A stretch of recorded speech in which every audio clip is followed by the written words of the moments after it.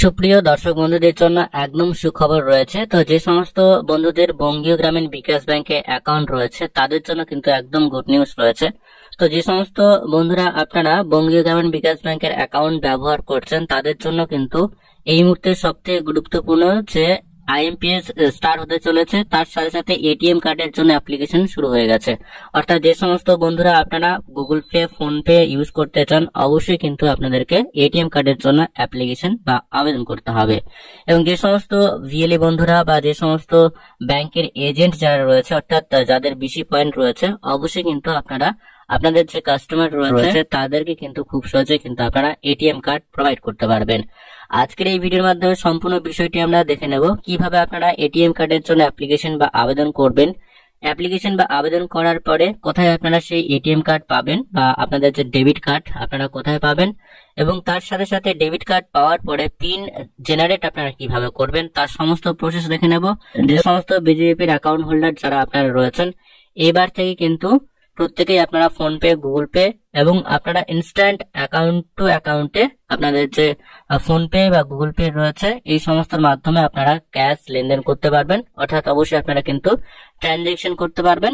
এবং তার সাথে সাথে নেট ব্যাংকিং চালু করা হয়েছে, বিজেপির বেশ কয়েকটি অ্যাপ্লিকেশনকে চালু করা হয়েছে এবং সেই বিজেপির অ্যাপ্লিকেশনের মধ্য দিয়েও কিন্তু আপনারা সমস্ত ধরনের মিনি স্টেটমেন্ট থেকে শুরু করে ব্যাংকের লেনদেন সমস্ত কিছু কিন্তু আপনারা সেখান থেকে পেয়ে যাবেন। তো চলুন বন্ধুরা ইন্টারেস্টিং ভিডিওটি শুরু করা যাক। বন্ধুরা প্রথমত আমরা দেখে নেব বঙ্গীয় গ্রামীণ বিকাশ ব্যাংকে যে সমস্ত বন্ধুরা আপনারা এটিএম কার্ডের জন্য অ্যাপ্লিকেশন করতে চান, অর্থাৎ ডেবিট কার্ডের জন্য অ্যাপ্লিকেশন করতে চান, সেক্ষেত্রে কিন্তু এই ফর্মটিকে ফিল আপ করেই আপনাকে ডেবিট কার্ডের জন্য অ্যাপ্লিকেশন বা আবেদন করতে হবে। তো প্রথমত আমাদের যে কাজটি করতে হবে, আমরা এই ধরনের পেজে চলে আসবো। এখানে ছোট্ট একটা ফর্ম রয়েছে।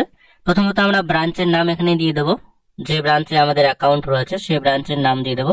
তারপরে ব্রাঞ্চের যে সোল্ড আইডি রয়েছে সেটা আমরা এখানে দিয়ে দেবো। তারপরে ডেট দিয়ে দেবো, যে ডেটে আমরা অ্যাপ্লিকেশন বা আবেদন করব সেই ডেটটাকে দিয়ে দেবো। দেওয়ার পরে এখানে অ্যাপ্লিকেন্টের যে নেম রয়েছে অবশ্যই আমরা সম্পূর্ণ সঠিকভাবে দিয়ে দেবো যেটি ব্যাংকের রয়েছে, এবং অ্যাকাউন্ট নাম্বার অবশ্যই আমাদেরকে এখানে দিতে হবে। এইটুকুটা করার পরে আমরা এখানে যে সমস্ত বন্ধুরা আপনারা নিউ অর্থাৎ নতুন কার্ডের জন্য অ্যাপ্লিকেশন করবেন, নতুন ডেবিট কার্ডের জন্য অ্যাপ্লিকেশন করবেন, তো প্রথম অপশনটা আপনারা এখানে চুজ করবেন। এবং যে সমস্ত বন্ধুরা আপনার ডুপ্লিকেট বা রেডের জন্য অ্যাপ্লিকেশন করবেন, তো রিপ্লেসমেন্টের জন্য কিন্তু দ্বিতীয় অপশনটা রয়েছে, সেই দ্বিতীয় অপশনটা অবশ্যই আপনারা এখানে টিক চিহ্ন দিয়ে দেবেন। তো যারা নতুন অ্যাপ্লিকেশন করবেন প্রথম অপশনটাই রাখবেন। তো এবার পরবর্তী স্টেপে আপনাদের যদি সেভিংস অ্যাকাউন্ট হয় তো প্রথম অপশনটা রয়েছে এটাতে আপনারা টিক দেবেন, আর কারেন্ট অ্যাকাউন্টের ক্ষেত্রে দ্বিতীয় অপশনটা রয়েছে। দেন আমরা নিচের দিকে চলে আসবো। নিচের দিকে এসে আমাদের যে অ্যাড্রেস রয়েছে সেই অ্যাড্রেস ডিটেলস এখানে ফিল আপ করতে হবে।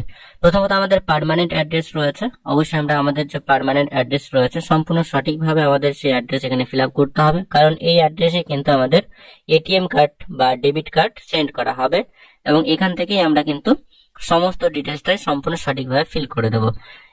এখানে পার্মানেন্ট অ্যাড্রেস রয়েছে এবং কমিউনিকেশন অ্যাড্রেস রয়েছে, তো দুটোর ক্ষেত্রে যদি সেম হয় তো সেম অ্যাড্রেস আপনারা এখানে ফিল আপ করে দেবেন, এবং দুটোর ক্ষেত্রে যদি আলাদা হয় সেক্ষেত্রে সেই অ্যাড্রেসটা আপনারা এখানে ফিল আপ করে দেবেন। আমরা পরবর্তী স্টেপে চলে আসবো। এখানে কেওয়াইসি ডকুমেন্টস আপনাকে দিতে হবে। এখানে কেওয়াইসি ডকুমেন্টস হিসেবে 3টা ডকুমেন্টস এখানে দেওয়া রয়েছে, তো এর মধ্যে যে কোনো 2টা ডকুমেন্টস অবশ্যই আপনাকে এখানে দিতে হবে। আপনি যদি আধার কার্ড দিতে চান আধার কার্ডের যে চেকবক্স রয়েছে এখানে আপনি টিক করে দেবেন, পেন কার্ড দিতে চাইলে পেন কার্ডে দেবেন, যে কোনো দুটি দিলেই কিন্তু এখানে হয়ে যাবে। পরবর্তী স্টেপে আমরা নিচের দিকে চলে আসবো। নিচের দিকে আসার পরে আমরা তো অবশ্যই এখানে পার্মানেন্ট অ্যাড্রেস এবং কমিউনিকেশন অ্যাড্রেস এখানে ফিল আপ করেছি। তো এখানে যে কাজটি আপনাকে করতে হবে, যে অ্যাড্রেসে আপনি আপনার এটিএম কার্ড বা ডেবিট কার্ড নিতে চান সেই অ্যাড্রেসটাকে এখান থেকে আপনাকে সিলেক্ট করতে হবে। বা এখানে পার্মানেন্ট অ্যাড্রেসে নিতে চাইলে আপনি পার্মানেন্ট অ্যাড্রেসের যে চেকবক্স রয়েছে এটাতে টিক করে দেবেন। যদি আপনি কমিউনিকেশন অ্যাড্রেসে এটিএম কার্ড বা ডেবিট কার্ড নিতে চান সেক্ষেত্রে এইটাতে আপনারা ক্লিক করবেন। তো যে কোনো একটি আপনারা এখানে চুজ করবেন। দেন আমরা এখানে মোবাইল নাম্বার দিয়ে দেবো। মোবাইল নাম্বার দেওয়ার পরে এখানে যে ইমেল আইডি রয়েছে অবশ্যই আপনি সম্পূর্ণ সঠিকভাবে ইমেল আইডি দিয়ে দেবেন। এইটুকুটা করার পরে অ্যাপ্লিকেন্টের যে সিগনেচার রয়েছে অবশ্যই আমাদেরকে এখানে সিগনেচার করে দিতে হবে। তো এইটুকুটাই আমাদের ফর্ম ফিল আপ ছিল। এবং তার সাথে সাথে আপনারা কিন্তু এখানে আধার কার্ড বা পেন কার্ড এবং ভোটার কার্ড এই 3টা ডকুমেন্টসের মধ্যে 2টো ডকুমেন্টস অবশ্যই সেলফ অ্যাটেস্ট করিয়ে কিন্তু জেরক্স কপি অবশ্যই আপনাকে সাবমিট করতে হবে। দেন আমরা একটু নিচের দিকে চলে আসবো। তো এইটা হচ্ছে আমাদের ফর্ম ফিল আপ, এবং নিচের দিকে কোনো কিছু করার দরকার নেই, জাস্ট আপনারা এই সমস্ত বিষয়গুলো একবার জেনে নিতে পারেন বা পড়ে নিতে পারেন।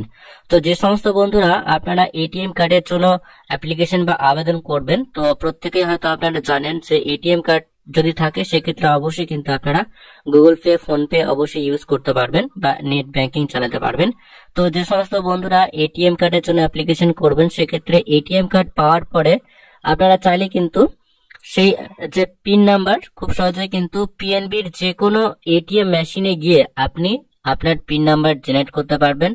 তার সাথে সাথে যদি আপনি চেঞ্জ করতে চান সেক্ষেত্রেও কিন্তু আপনি চেঞ্জ করতে পারবেন। এবার যে সমস্ত বন্ধুরা এখানে পার্মানেন্ট অ্যাড্রেস বা কমিউনিকেশন অ্যাড্রেস সিলেক্ট করেছেন, যদি কোনো কারণে সেই অ্যাড্রেসে আপনার এটিএম কার্ড রিসিভ না হয় বা যদি কোনো কারণে সেটা রিটার্ন হয়ে যায়, সেক্ষেত্রে কিন্তু সেটা ব্রাঞ্চ অ্যাড্রেসে চলে যাবে। অর্থাৎ আপনার যদি অ্যাড্রেস মিসম্যাচ হয় এবং যদি আপনি এটিএম কার্ড না রিসিভ করতে পারেন, সেক্ষেত্রে কিন্তু আপনার ব্রাঞ্চ যে অ্যাড্রেস রয়েছে রিটার্ন হয়ে আপনার ব্রাঞ্চ অ্যাড্রেসে চলে যাবে। এবং অবশ্যই আপনাকে যে ডেটে ব্রাঞ্চ অ্যাড্রেসে সাবমিট হবে সেই এটিএম কার্ড আপনার বা সেখানে রিটার্ন যাবে, সেক্ষেত্রে কিন্তু সেই ডেট থেকে 60 ডেজ অর্থাৎ 2 মাসের মধ্যে কিন্তু আপনাকে সেখান থেকে সেই এটিএম কার্ড কালেক্ট করতে হবে। যদি আপনি সেখান থেকে সেই এটিএম কার্ড কালেক্ট না করেন, সেক্ষেত্রে কিন্তু পুনরায় আপনাকে সেই কার্ডের জন্য অ্যাপ্লিকেশন করতে হবে এবং সেক্ষেত্রেও কিন্তু আপনাকে চার্জ পে করতে হবে।